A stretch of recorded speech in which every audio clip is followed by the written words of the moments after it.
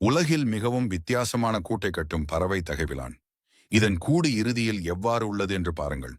இது உலகெங்கும் பரவலாக காணப்படும். இதை மழைக்குருவி என்றே சொல்லலாம்.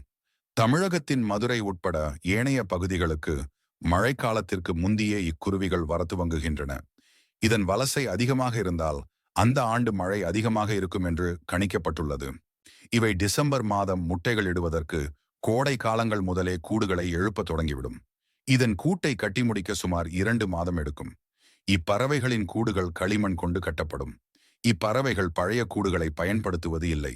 ஒவ்வொரு தடவையும் வேறு வேறு கூடு கட்டி அதில் முட்டையிடும். அதனால் ஒரு கூடுக்கு அருகில் மற்றொரு கூடு இருப்பதை காணலாம். ஆண் பறவையும் பெண் பறவையும் இணைந்து இக்கூடின் சுவர்களை எழுப்புகின்றன.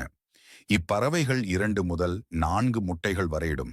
2 பறவைகளும் இணைந்து முட்டைகளை அடைகாக்கும். முட்டைகளில் இருந்து குஞ்சுகள் வெளிவருவதற்கு சுமார் 18 நாட்கள் ஆகும்.